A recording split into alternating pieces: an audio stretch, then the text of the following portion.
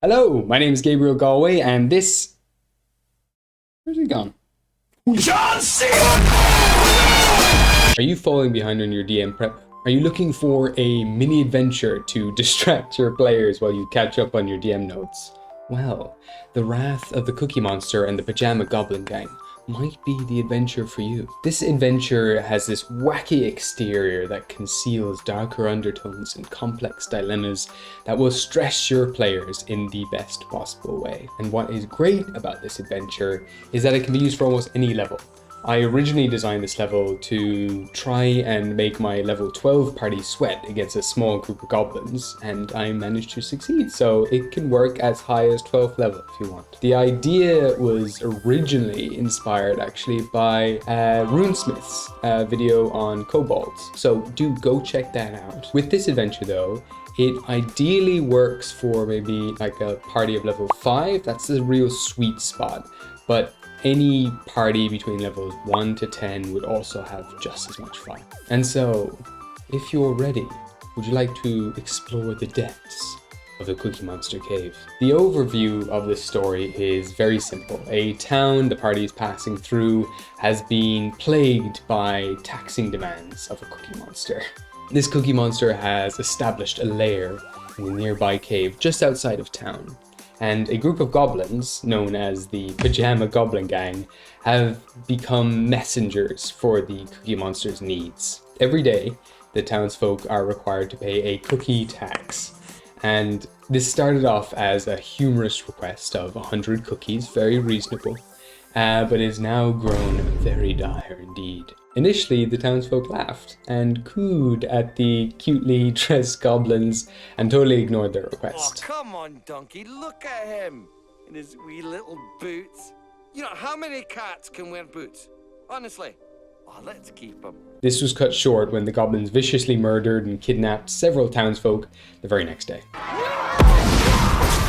So, seeing no harm in it, the townsfolk began to pay this cookie tax. But it didn't take long for them to run into a grain shortage as the tax numbers began to rise. With each cookie the Cookie Monster consumes, the larger they grow, and so does their appetite. Soon enough, the townspeople were barely able to provide enough grain for themselves. Eventually, completely running out of wheat altogether, the townsfolk resorted in getting creative with their cookie-making methods, but the taxes continued to rise still. The people began to starve. And so what seemed like a funny, lighthearted situation at first has now become deadly for the townsfolk. And this is something the party will slowly uncover as they investigate this town further. Alternatively, the Cookie Monster Cave could also be stumbled upon by a party just roaming the wilds, but then you miss out on that really nice build-up beforehand, and that adds so much more to the story to come. Speaking of caves though, let's have a look at the map, shall we? A murky river runs into this dark, narrow, unlit cave entrance. The small entryway forces players to squeeze through one at a time, and the dark, murky waters conceal the first of many traps to come. The riverbed here is slimy and slippery, causing anyone with unsure footing to slip and slide all the way down to the depths of the cave. Also, to throw people off balance, small peepholes have been hidden within the walls of the cave where a couple of goblins fire poisoned arrows at the pesky intruders. And as the players wade through the murky waters of the river, small pits with rusted metal spikes lie at the bottom, hidden below the opaque surface of the water, waiting to infect players with tetanus. If a player slips and slides all the way down to the base of this river, a deep pool awaits to sink any heavy armored players, and several goblins wait above, ready to roll boulders down on any survivors. There are 3 ways to get into the rest of this cave. One is through a tiny passageway hidden behind some bushes. The goblins use this as their main entryway, and it can fit a small creature if they squeeze through on all 4s. The second way is through climbing the sheer, wet, slimy cliff face that the goblins are throwing boulders over. However, upon reaching here, the only way to continue further into the cave is through one of those tiny tunnels that I mentioned before. And as the players climb, the goblins will also retreat into these aforementioned tunnels. Or thirdly, there is a fake breakable wall. It was built by the goblins to conceal the original entrance of this cave, and a player can attempt to smash through it, only to fall into a pit trap hidden on the other side. They will discover they are not alone, and a swarm of rot grubs will attempt to burrow into their skin and kill them from the inside out. You can thank Goob over here for that. He loves collecting bugs and snail shells. So if you do make it into the atrium of this cave network, congratulations! Woohoo! Here you'll find some of the missing townsfolk, along with a dying unicorn infected with some rotten disease. Guarding the townsfolk, however, and the unicorn, are some unlucky goblins who have eaten some mysterious mushroom and have now contracted a similar condition to the unicorn. Their bodies are infected and swollen, and they're fit to explode. Every second is agony for these poor little boys. And upon their death, which they will try their best to achieve by slamming themselves into the players repeatedly, they will explode, and the party will be showered in toxic goo and acid. But eventually, after defeating them, the party can pack it up there if they like, turn back and return successfully to town with most of the missing townsfolk. They can call it a day if they would like.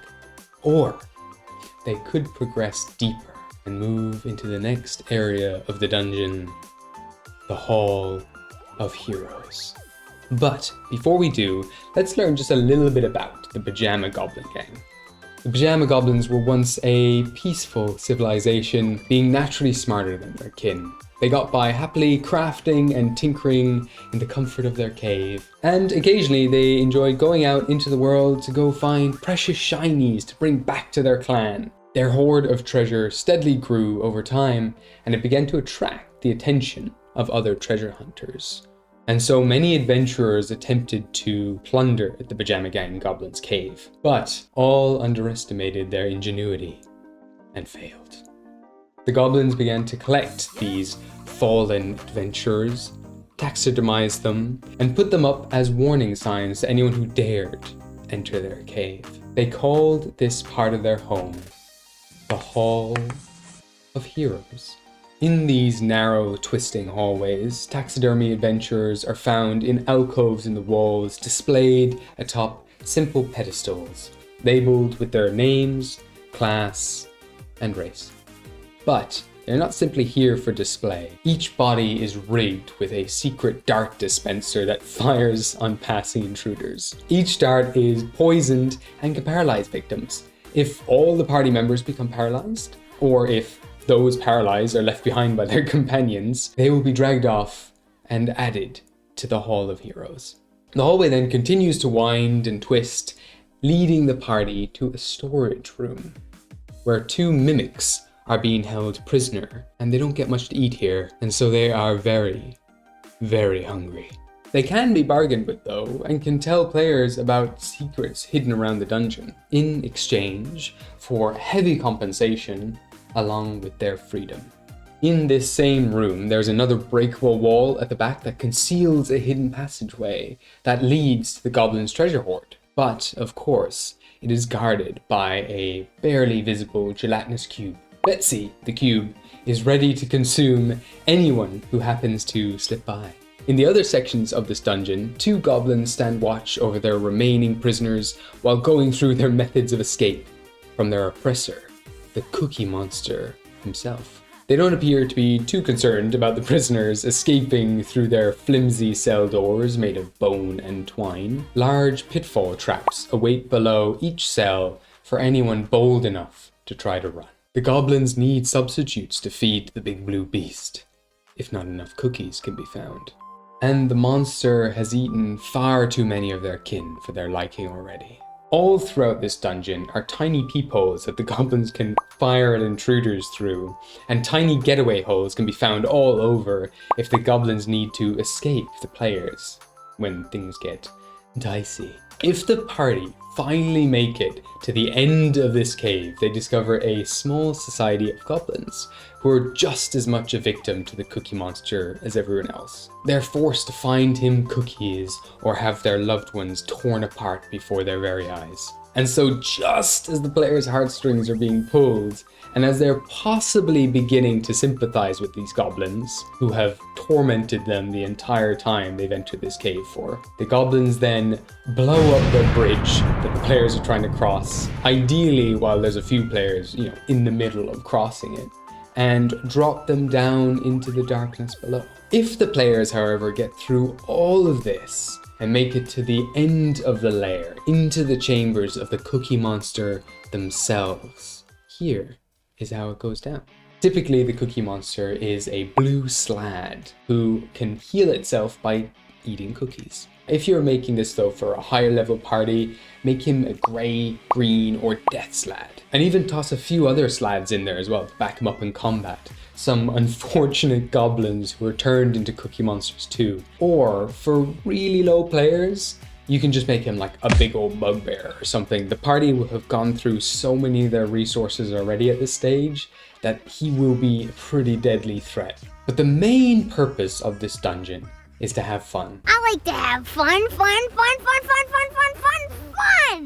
To be a little wacky and to troll your players just a little bit, but not to the point where they're starting to get aggravated.